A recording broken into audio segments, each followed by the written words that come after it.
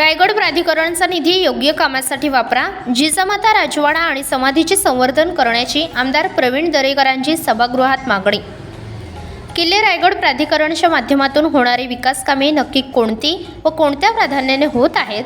करोडोंचा निधी जर राज्य सरकार रायगड प्राधिकरणला देत असेल तर राजमाता जिजाऊंचा ऐतिहासिक राजवाडा व समाधी आजपर्यंत उपेक्षित का, असा सवाल करीत आमदार प्रवीण दरेकर यांनी सभागृहात रायगड प्राधिकरणवर शंका उपस्थित केली आहे.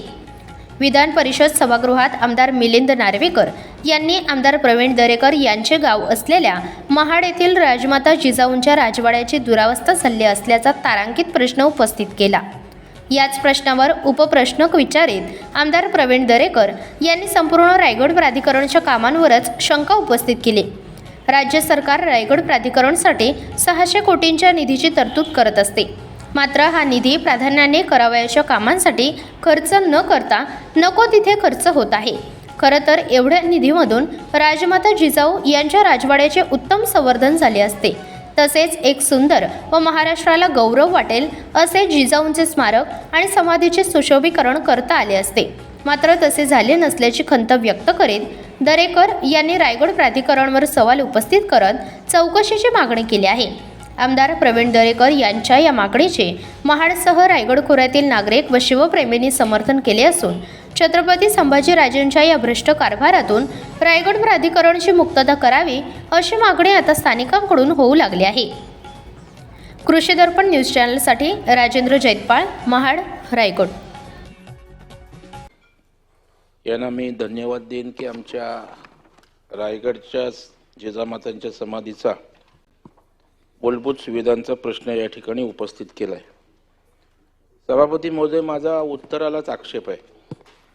हे खरे नाही अशा प्रकारचं लिहिलेलं आहे. त्या ठिकाणी मी जाऊन आलेलो आहे. अशा प्रकारच्या कुठल्याही मूलभूत सुविधा दर्जेदार अशा प्रकारच्या त्या ठिकाणी नाही आहेत.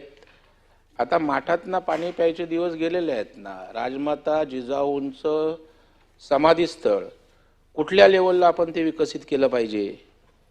माझे या ठिकाणी आपल्याला विनंती आहे मंत्री महोदय की प्राधिकरणाला 600-750 कोटीचा निधी दिला आहे. प्राधिकरणाचा निधी आहे फक्त त्या नातेखिंडीपासून रस्ता कॉन्क्रीटचा करायचा एवढ्यापुरतं सीमित नाही आहे. तर समाधीस्थळ असेल, वरच्या ऐतिहासिक पाऊलखुणा आहेत, त्या टिकवून ठेवणंही अत्यंत महत्त्वाचं आहे. माझी आपल्याला विनंती आहे, प्राधिकरणामध्ये निधी काय आहे तो आपण तपासून घ्या. आवश्यकता वाढली तर वाढवून द्या. आणि पर्यटनच्या माध्यमातून त्या ठिकाणी आपण शंभूराजे देसाई यांच्याशी बोलून पर्यटनाचा निधी याला उपलब्ध करा.